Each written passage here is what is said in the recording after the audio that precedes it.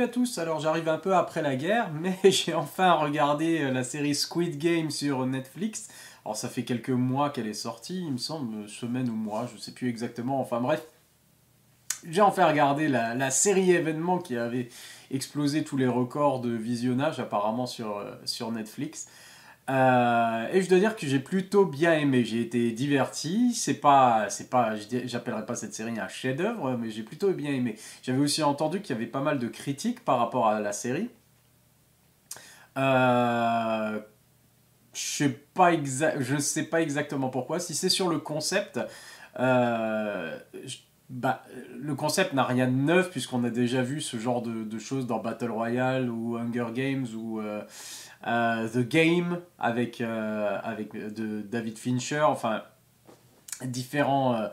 On a déjà eu différentes histoires hein, autour d'un concept justement de jeu où les gens acceptent de participer à quelque chose qui va les mettre en danger éventuellement, etc. On sait où ils se retrouvent. Bah, en fait, c'est un peu comme Saw aussi finalement. Ils se retrouvent piégés au bout d'un moment quelque part et puis il faut réussir des épreuves pour survivre, des choses comme ça. Enfin bref, et avec tout un commentaire social derrière, ce qui est plutôt pas mal d'ailleurs parce que c'était pas justement gratuit comme justement comme on pourrait le voir dans par exemple les sauts ou les choses comme ça où les gens sont mis dans des situations impossibles où finalement ils finissent par mourir et c'est juste soyons juste originaux par rapport à ça et puis au niveau du scénario qu'il y a derrière c'est pas terrible.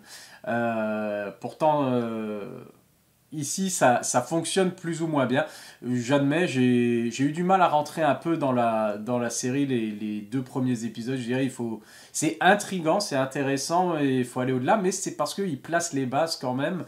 Et je trouve que c'est quand même important, justement, pour l'attachement au personnage et pour voir, comprendre certaines de leurs décisions ou. Comprendre leur arc narratif tout simplement. Donc c'était nécessaire, c'était pas les épisodes les plus captivants, on va dire les premiers, mais c'était nécessaire pour comprendre et pour placer le cadre et commencer à développer les personnages. Et du coup, je trouve que c'était quand même réussi parce qu'on finit par s'attacher même aux personnages qui sont pas les plus sympas, on va dire, et on essaie de comprendre. Après, clairement, ça sent la première saison de quelque chose qui aura plusieurs saisons parce que on nous dit pas tout, il y a on a encore plein de questions à la fin de la série.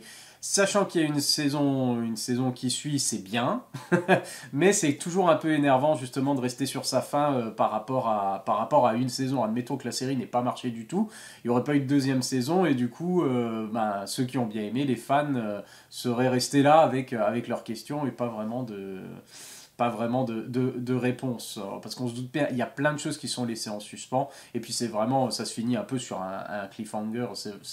Il manque plus que le à suivre. Et c'est tout quoi. Donc clairement, ils ont réfléchi à ça sur plusieurs saisons. Et c'était un risque, mais ce qui a fini par payer finalement, puisqu'il y aura une saison 2. Et ça a très bien marché, ça a fait un petit phénomène. Après, comme dit, c'était des choses qui étaient déjà vues, hein, les jeux meurtriers où il faut... voilà. Mais ce qui est intéressant, ce que j'ai trouvé intéressant, c'était justement c'était pas... C'était le côté... comment on dit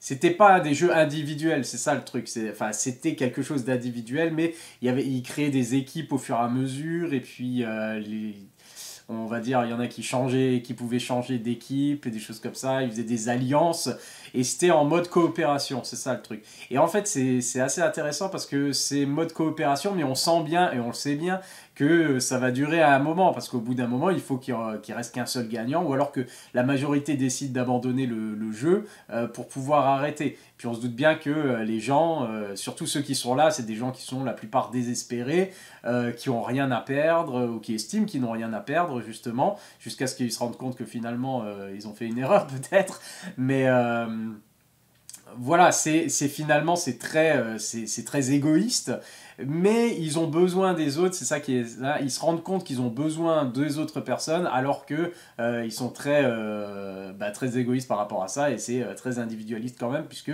il faut quand même gagner. Alors forcément ceux avec qui on fait une alliance, ça va devenir nos ennemis à un autre moment. Et du coup j'ai bien aimé ces jeux ces jeux de pouvoir entre certains personnages, justement, qui avaient une certaine influence sur d'autres, et qui étaient ceux qui étaient les plus forts mentalement, mais après, finalement, est-ce que ça veut dire qu'ils vont survivre, qu'ils vont réussir? Pas forcément. Et j'ai bien aimé donc le relationnel, les échanges entre les personnages, que ce soit quand c'était positif, il y en a qui se sont liés d'amitié, ou quand c'était justement, ça tournait autour de la haine et du mépris, et puis de la colère, et puis du, du,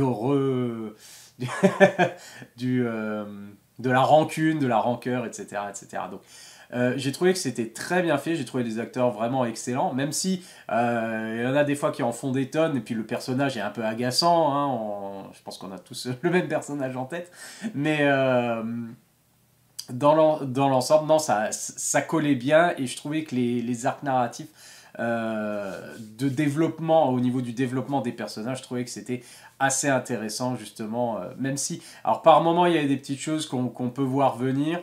Alors, attention spoiler, de toute façon, je veux dire, si vous regardez la vidéo, j'imagine que vous avez regardé la série, ou alors que vous en foutez, vous voulez juste savoir vite fait comment ça se finit, et, enfin bref. Spoiler, euh, le coup l'homme masqué, c'est le frère du flic, je pense que beaucoup de personnes l'ont vu venir, mais ça fait partie de ce genre de série avec plusieurs mystères, plusieurs questions. Forcément, on réfléchit, on se dit ah ils veulent me surprendre, voilà, ils veulent me faire croire que, et en fait je vais essayer de trouver le mystère. Et quand on cherche, bah, forcément on finit par tomber dessus. Et on se disait que ça allait finir par être ça, quoi. La bonne surprise, ce que j'avais pas vu venir, c'était justement le participant numéro un, le petit vieux qui malheureusement était un peu sénile et commençait à perdre un peu la tête avec sa tumeur. Alors, en fait, c'est révélé que c'était l'organisateur, plus ou moins, du jeu, enfin, qui faisait partie de tout ça. Et, qu'il avait tout prévu, et que lui voulait justement participer à ce jeu-là étant mourant, etc., etc.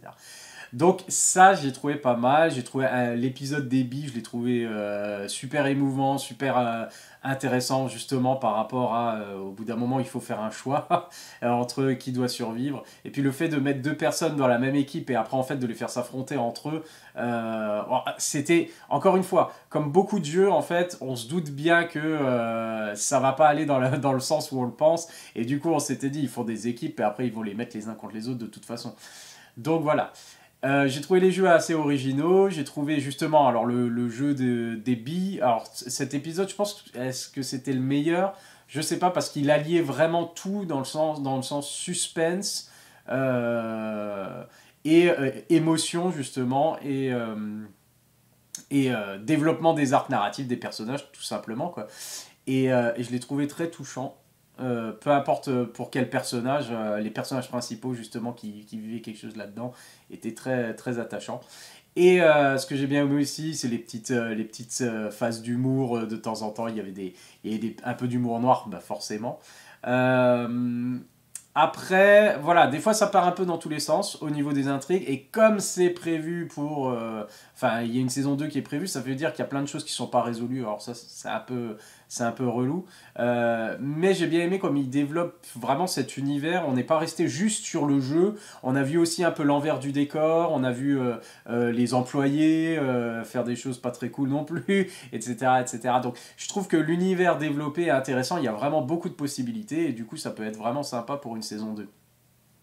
La violence, alors ça me dérange pas la violence, mais des fois on dirait il se faisait juste plaisir, allez on va faire un plan pour montrer vraiment des viscères, ou un visage, une tête explosée avec le cerveau qui a.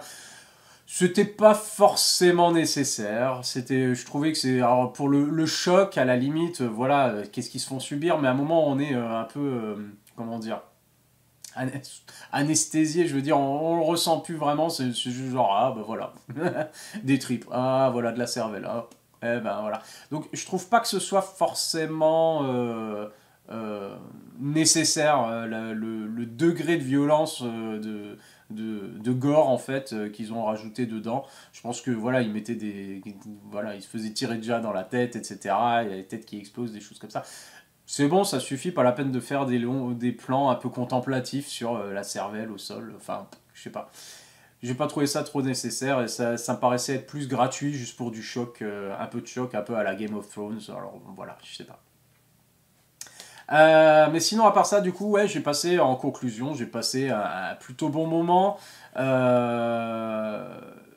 y a, il y a pas mal de surprises, il y a des mystères, il y a du suspense. C'est ça qui est bien, c'est que en fait, c'est assez imprévisible quand même si on devine certaines choses au fur et à mesure. Les jeux en eux-mêmes sont vachement originaux, enfin originaux. C'est bien trouvé parce que ça crée vraiment une ambiance à la fois de suspense, on ne sait pas ce qui va se passer, et puis n'importe quel personnage peut y passer. On se doute bien que voilà, il faut qu'il en reste qu'un à la fin, donc il va pas rester beaucoup des personnages qu'on rencontre pendant toute la saison. Et je trouve que justement c'était cohérent, même les épreuves étaient cohérentes avec le développement des personnages, et ça c'est plutôt pas mal écrit justement de mélanger tout ça et que ce soit cohérent justement. Pourquoi il y a du suspense, pourquoi on stresse un petit peu, mais parce que même si le personnage on l'aime pas forcément, on s'y est un peu attaché et on veut savoir ce qui va se passer, on est un peu accroché à notre fauteuil. Et du coup, c'est très très bien rendu. Tout ce qui est suspense pendant les jeux, de découvrir quel va être le jeu, de savoir qui va gagner, comment ils vont s'en sortir, c'est plutôt très bien fait et du coup, c'est très divertissant. Et ça, on peut pas enlever à la série ce côté divertissant. Après, le commentaire social sur la situation, les pauvres, les gens désespérés qui sont endettés, qui n'arrivent pas à s'en sortir, etc., c'est bien aussi parce que ça donne un cadre et ça permet d'ancrer, on va dire, la décision des gens, le désespoir des gens dans une certaine réalité sociale ou économique. Et du coup, j'ai trouvé ça pas mal parce que, comme dit, si c'est comme pour faire dans Saw où on fait, on va faire un jeu, une énigme ou un truc comme ça, et puis après ça va juste être gore, et puis pourquoi cette personne, dans quelle raison, quel est le.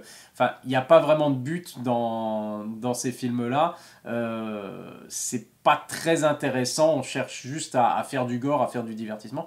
Là, au moins, ils ont vraiment cherché à avoir ce commentaire-là et à développer correctement leur personnage, en particulier forcément le personnage principal, mais il y a plusieurs personnages secondaires qui ont été très intéressants. Ils offrent un point de vue différent justement sur la situation.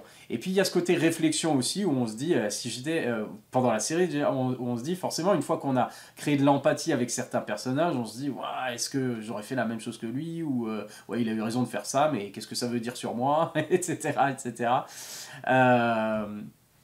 Donc j'ai trouvé ça plutôt pas mal et c'est ça qui maintient en fait notre intérêt plus que les jeux et puis le gore et puis voilà tout le côté plus divertissant.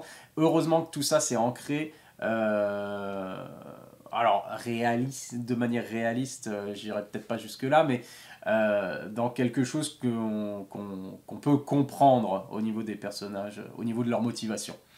Donc voilà, mon petit recap du coup de la première saison de Squid Game, qui était un jeu que je ne connaissais pas. Je pense qu'il n'y a pas beaucoup de gens qui connaissaient.